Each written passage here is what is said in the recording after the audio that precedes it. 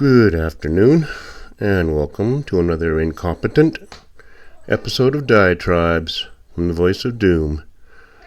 Now here's your industrial and innocuous host, Voice of Doom.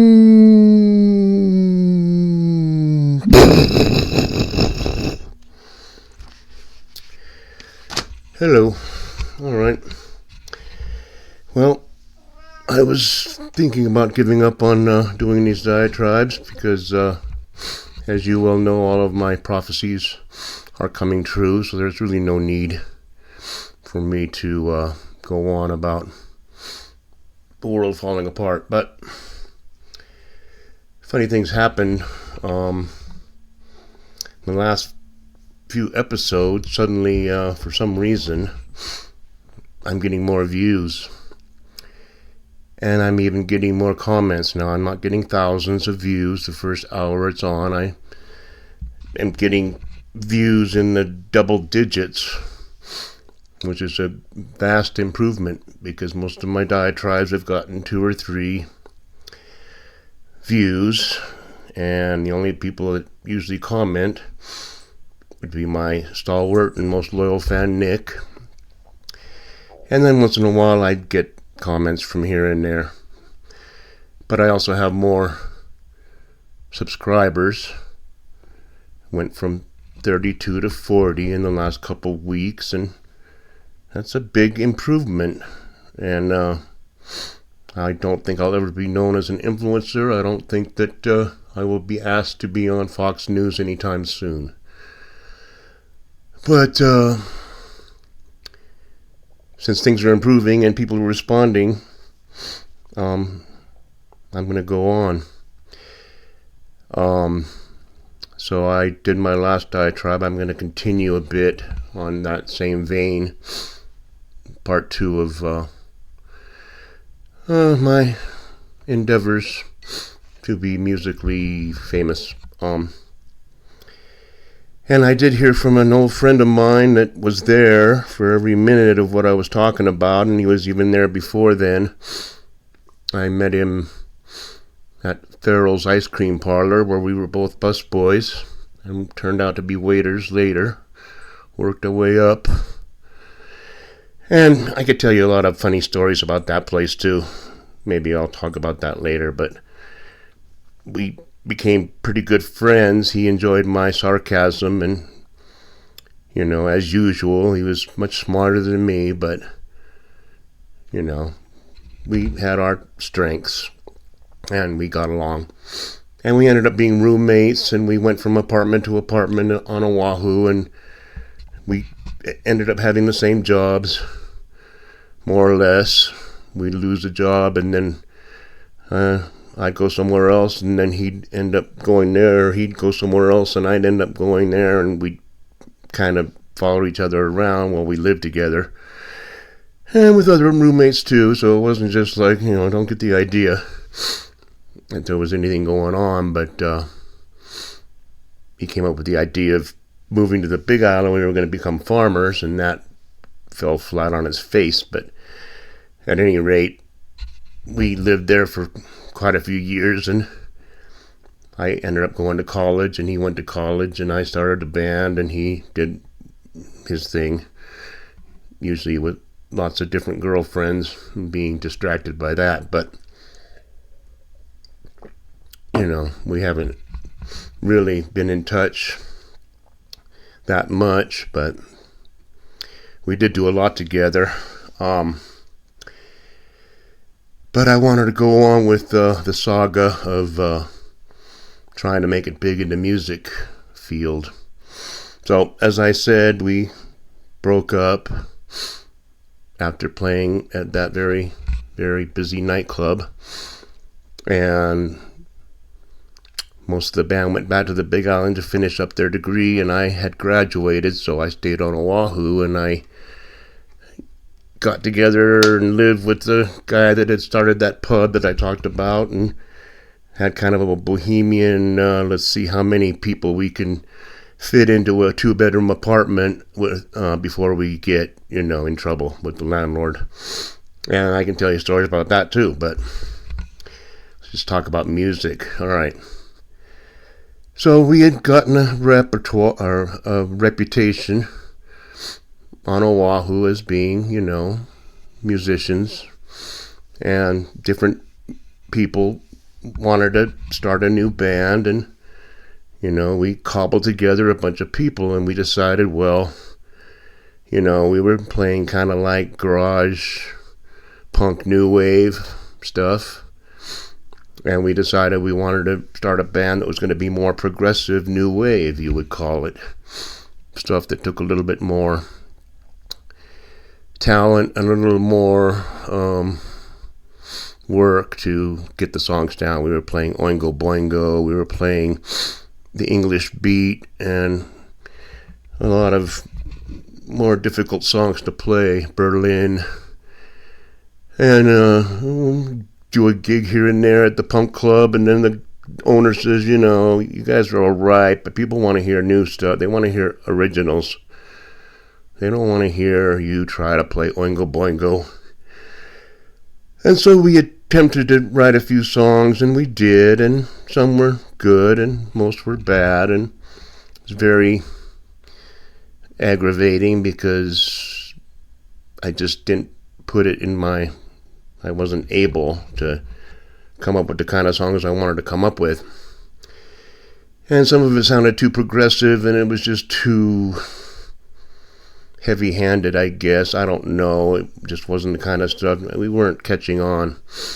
And we had like 7 people in the band. We had a horn section and all kinds of stuff.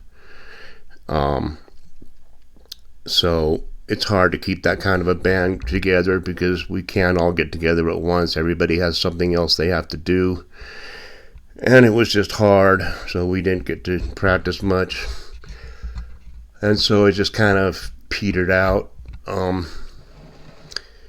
But I had gotten together with a friend of mine from college, and we were roommates in the same apartment with 5 or 6 other people. And he was a competent musician, and he was a good bass player, and he was good at percussion.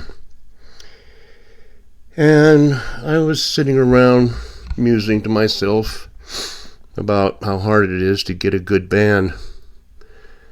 And I suddenly had a kind of a brainstorm, and I said, you know what? I was talking to my buddy, and I said, instead of trying to be the best band in the world, let's try to be the worst.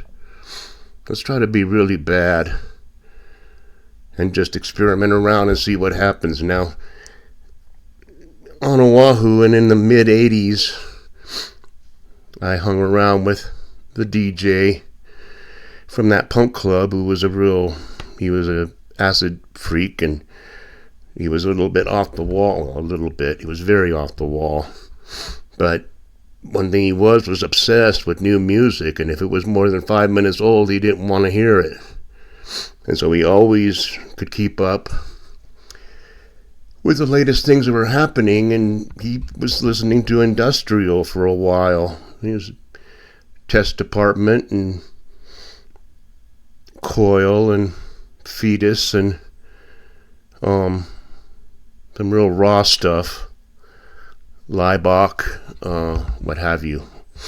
And I said, let's start an industrial band, but by industrial I mean let's be real down in dirt and just do nothing but beat on garbage. And so we went out and collected some garbage, go to the dump, go to various places in the college, go to the foundry, go to the, big piles of metal sitting around, and we devised ways to make rhythmic sounds.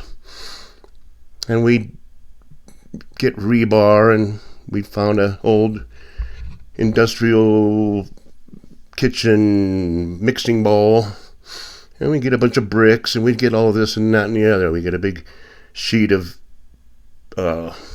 metal. It's by 5 feet by 4 feet. We rig it up to hang it so that we could beat on it. And, porcelain, toilets, sinks, whatever we found in the dump. And we put together, and it was going to be nothing but originals, because you really can't be a cover band when you're beating on a toilet. But we started droning. Every song had to have a different kind of tone to it, like chanting, Gregorian chants, or just droning, repeating the same thing over and over and over again. And, rancid, rotten, smelly, stinking corpses. Dun, dun, dun, dun, And that's what we were doing, and it was easy to write songs because we were going to be minimalist, industrial, crappy. And we knew we were crappy, and we wanted to be crappy. And we get gigs here and there because it was kind of like a performance art band. And we could always write a new show every time we had a gig. We never played the same song twice. It was always new. Kind of like Psychic TV, which was a band back in the 80s. But we'd find different places to practice for the acoustics, and we'd practice like I had a record store, which I told you failed, but it had a little hallway, kind of a brick hallway, and we'd set up all our crap in the hallway and get a little cassette recorder and just record in the hallway and make a bunch of crappy music. We made this one in the hallway. That was our first. It's a 3 cassette box set made with computer cassettes.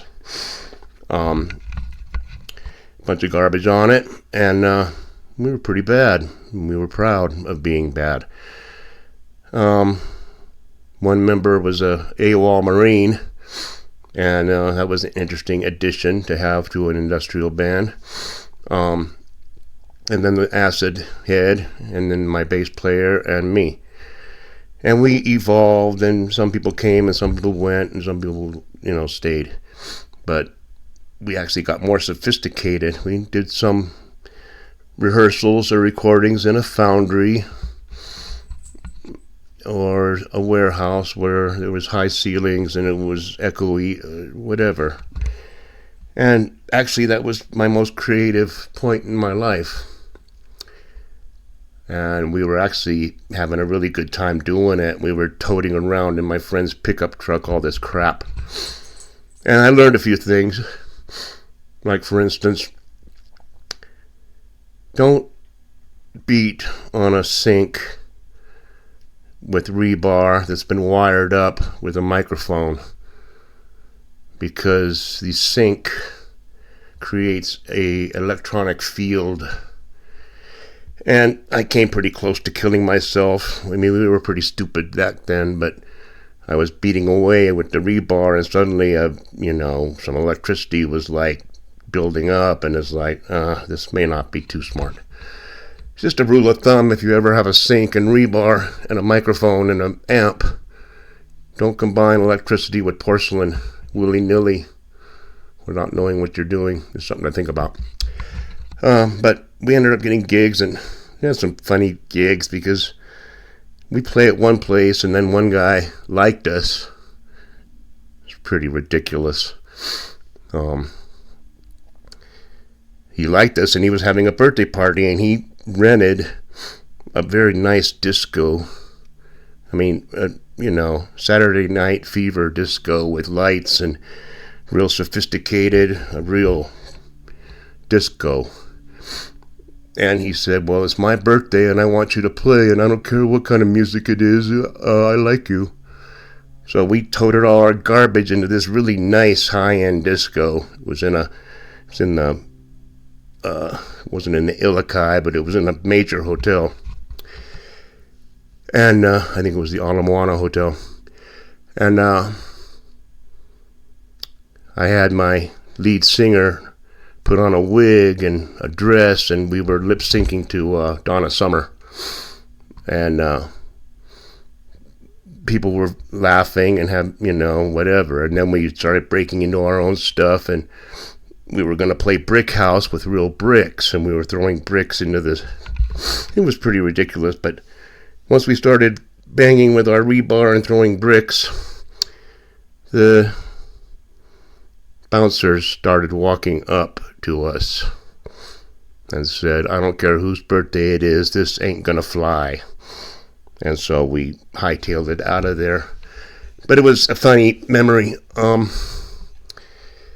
But we played gigs here and there. Another gig we played was, a guy comes up and says, "Oh, you're tearing down this warehouse, so we're going to have a last minute, rave there, and you guys can come and play." And we kind of helped organize it, and we played, and believe it or not, we were playing pretty left-wing anarchist stuff, communist stuff. That was our thing.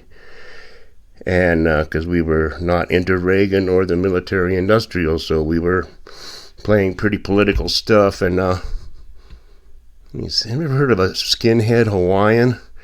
Hawaiian skinheads come up, and they're all right-wing reactionaries, and they tore up all our stuff, which wasn't hard. I mean, it was already garbage, so it's not hard to really. But they were offended by our commie crap. But I mean, Hawaiian skinheads, give me a break. But that's the kind of weird stuff that happened. And so I go, well, we're onto something here. We started getting guitars in there and keyboards just to give it a little more sophistication and have more salient songs. And I came up with some pretty good songs. And if you go to my playlist and go to my original songs playlist, you can hear Tasmania, which a buddy of mine arranged and recorded on his telephone. He had a whole recording studio on his phone, and you'd be surprised if you heard it. You'd be very surprised at how good it sounds. But did have that, and I said, let's go to L.A., just like when I said, let's go to Oahu from the Big Island. I said, let's go to L.A. Now, no preparation, no getting anything ahead of time. Just pack up everything and move from Oahu to L.A., and we did it with no plan in mind. And when we got to L.A. and I started fishing around for gigs, I realized we chose the wrong time to go to L.A. with an industrial band. We were way ahead of our time. Stomp was not yet created. The Blue Man Group had not yet been created. And LA was in a retrograde thing where they were getting back into long hair, hard rock. And New Wave was going by the wayside, and nobody was in the mood for any performance art by a bunch of guys from Hawaii. And it was a pay-to-play thing where if you can't guarantee an audience, then you got to pay, or you got to sell your own tickets. Otherwise, you got to, actually pay for the privilege of having a gig. So we realized that wasn't going to work out. And then me and my buddy got jobs, and he got married, and I got married, and we had kids, and the whole idea of Fester, which this was our magnum opus, another cassette. This was our second one, To the Dogs, and then really good stuff in there. But as a very limited edition, I think there's about 2 left in existence, so they're worth a lot of money. But that was the story of part 2 of my musical career as far as creativity, and that was my most satisfying because it was different. There's been no band like Fester before or since, because we made it our goal and our raison d'etre to be the worst. And in the process of becoming the worst, we kind of became good. That's just the way it goes. If you can keep a beat, you can make a song. So, I'll leave it there. I went a little long, but I wanted to get in part 2 because there seems to be a little groundswell in my YouTube channel. I mean, I even got like over 100 views on one of my things, and I'm wondering what the algorithm was that got it there, because when you're used to 2 or 3 views or 4 and suddenly it's 106, it's like, what did I do for that? Or, what's in there? What did I put in the description to make it be found? Because 106 compared to 2 is a lot. It's 50 times more. And if you have 2 comments instead of 0, that's infinitesimally more, because anything times 0 is infinity. So I'll leave it there. I hope you find it interesting, and I'll go on with some other things later. Maybe not musically, because I kind of covered it for the most part, but that was the most creative time of my life, and I really enjoyed it. So you can make something out of absolute garbage if you put your mind to it. That's your lesson for the day. And I'll bid you adieu for now. Goodbye.